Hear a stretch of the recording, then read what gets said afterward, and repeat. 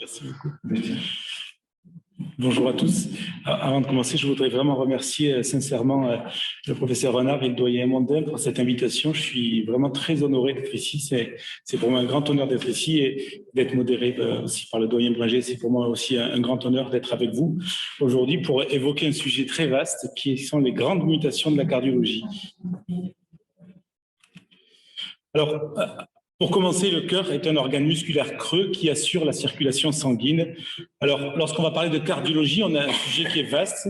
Il faut rappeler qu'il y a différentes pathologies en cardiologie. Il y a la pathologie des artères coronaires, la pathologie valvulaire, des valves cardiaques, les troubles du rythme, les cardiopathies congénitales et les cardiomyopathies et l'hypertension artérielle. Il faut rappeler que les maladies cardiovasculaires représentent toujours la première cause de mortalité dans le monde et la deuxième cause de mortalité en France. Alors, on ne peut pas parler de grandes mutations en cardiologie sans regarder un petit peu ce qui s'est passé dans les dernières années, on va dire dans les 70 dernières années. Et j'ai interrogé le professeur Robert Grelot, on parlera souvent du professeur Robert Grelot, et je lui ai demandé finalement qu'est-ce qui représente l'école de cardiologie de Montpellier, quelles sont ses caractéristiques. Il m'a répondu par écrit trois choses que j'ai trouvé bien. Le respect de la médecine montpelliéraine qui se veut hippocratique, centrée sur le malade, l'enseignement au lit du malade pour les étudiants ou en salle d'exploration pour les internes, sans jamais avoir de rétention de savoir, et une culture cardiologique qui sera non sélective, qui va inclure toutes les branches de la cardiologie, mais aussi les autres disciplines médicales. Voilà en quelques mots comment a perçu le professeur Grelot l'école cardiologique montpelliéraine qu'il a vue depuis ses débuts. Alors, si on reprend quelques éléments sur cette école de cardiologie, elle commence avec le doyen Gaston Giraud, qui avait une chaire de clinique médicale en 1937 et qui a créé un des premiers secteurs de cardiologie et l'école vraiment cardiologique de Montpellier. Alors, l'école cardiologique de Montpellier, elle est représentée ici par les différents professeurs qui ont exercé ou qui exercent toujours, à partir donc des élèves du doyen Gaston Giraud. Vous avez ici des différents professeurs et si on compte sur 70 ans, ça fait 13 professeurs de cardiologie et finalement beaucoup d'innovations qui vont se succéder dans ce domaine. Alors, comment ne pas commencer par la rythmologie et le professeur Paul Puech, qui après une année de formation à Mexico où il avait parfaitement appris l'espagnol, a eu l'idée novatrice de mettre à l'intérieur du cœur, au contact des différentes structures cardiaques, des sondes pourvues d'électrodes, ces sondes qui vont pouvoir enregistrer le premier enregistrement chez l'homme du faisceau de His en 1957 et va naître de cette innovation une grande histoire de rythmologie française qui est née à Montpellier.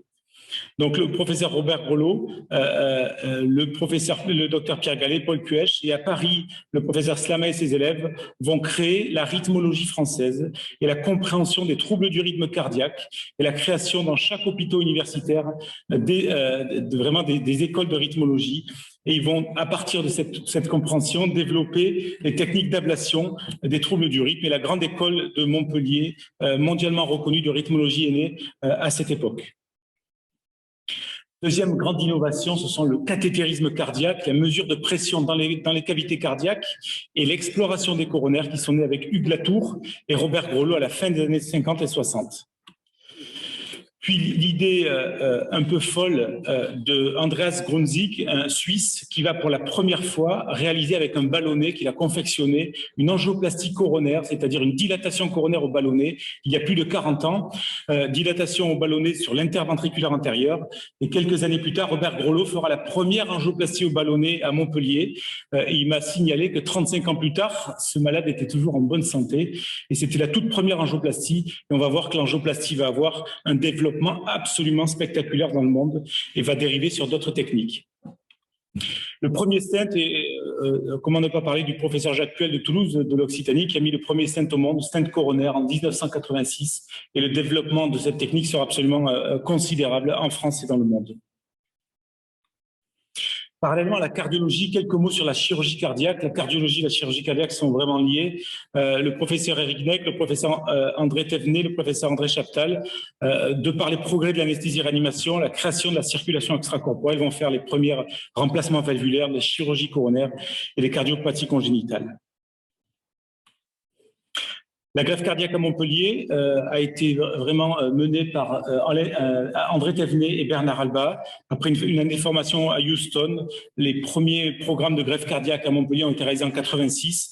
Et lorsqu'on compare le chiffre de greffe cardiaque entre greffe hépatique et greffe cardiaque, il y a 4 fois moins en France de greffe cardiaque que de greffe hépatique. On est environ sur 400 greffes par an. Et à Montpellier, en 2019, 22 patients greffés. Les patients sont bien sûr en insuffisance cardiaque terminale.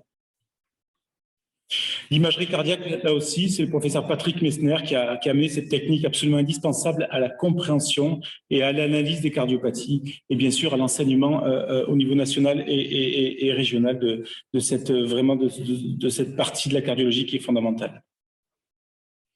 Alors, après avoir rappelé un petit peu l'histoire de la cardiologie montpelliéraine, quels sont finalement les éléments de la cardiologie actuelle? Si on pense aux grandes mutations, je pense qu'il y a 3 grandes mutations. Ce sont la cardiologie interventionnelle, et on va voir la cardiologie interventionnelle coronaire et valvulaire, la rythmologie interventionnelle et les considérables progrès sur les médicaments cardiovasculaires. Alors, on a vu qu'en 1977, André Grünzig a eu cette idée folle de réaliser une angioplastie au ballonnet dans une coronaire.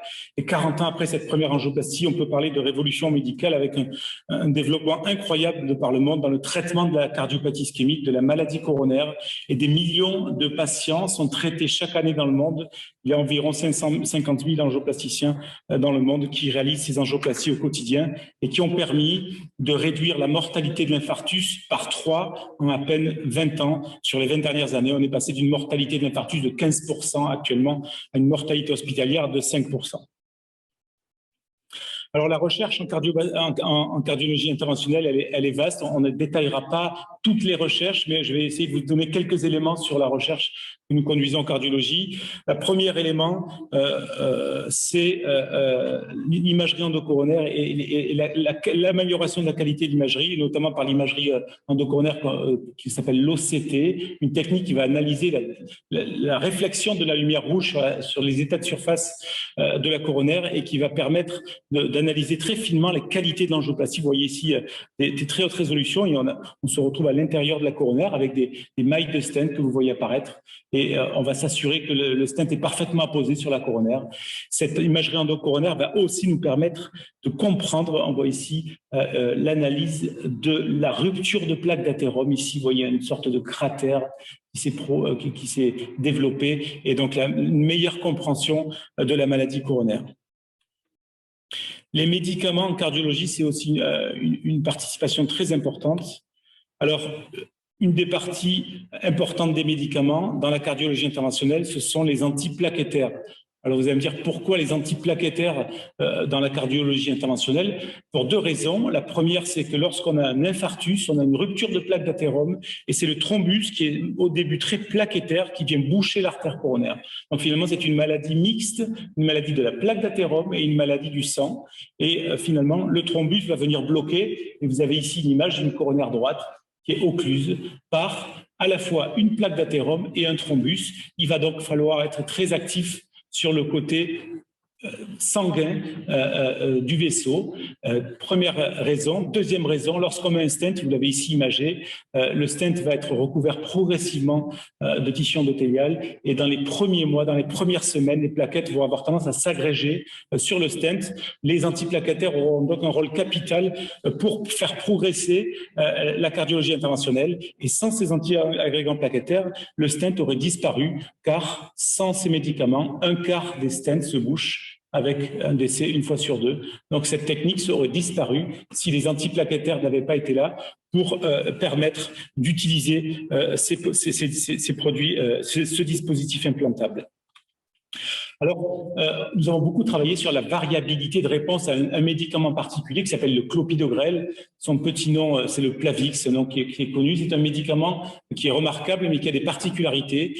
Il a des particularités d'avoir une grande variabilité de réponse. C'est-à-dire que chaque personne répond différemment à ce médicament, avec lorsqu'on répond trop bien, on saigne volontiers, et lorsqu'on répond mal, on a une tendance à avoir des thromboses coronaires avec des pronostics catastrophiques. Alors, on a beaucoup travaillé sur les différents facteurs qui expliquent cette variabilité de réponse. On a des facteurs cliniques tout bêtes. Je suis diabétique, je suis obèse, je suis fumeur. Ce sont des caractéristiques cliniques, mais aussi des caractéristiques génétiques. Et dans la génétique, tout particulièrement le polymorphisme génétique d'une enzyme hépatique qui s'appelle le cytochrome 2C19, qui a la particularité d'avoir un certain nombre de mutations. Et ces mutations vont être impliquées dans la biotransformation du clopidogrel et son efficacité biologique, et ensuite des facteurs plaquettaires.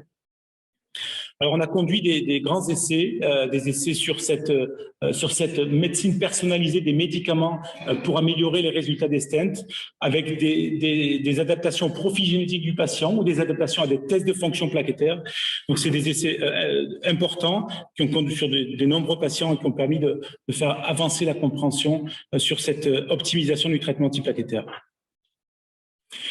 Les progrès médicamenteux, je pense qu'il faut insister sur la recherche clinique en médecine en général et en cardiologie en particulier, qui est extrêmement basée sur les essais cliniques.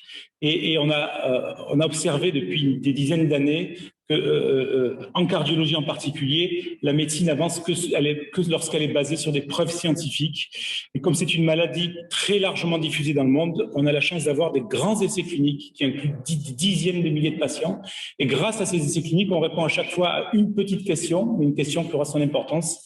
Et donc, c'est l'idée de rappeler le rôle très important des essais cliniques randomisés. Et l'école contemporaine de cardiologie montpelliéraine et nîmoise est très attachée à la conduite de ces essais et a conduit de nombreux essais randomisés sur la cardiologie. Alors, ces essais randomisés sont parfois décevants parce qu'ils sont parfois négatifs. En cardiologie, on a beaucoup d'essais négatifs parce qu'on a beaucoup progressé. Et on a parfois 7 ans de travail pour un essai négatif. Mais il faut conduire ces essais pour faire avancer la recherche clinique. Alors, les progrès médicamenteux ont été considérables. J'ai voulu balayer les grands progrès.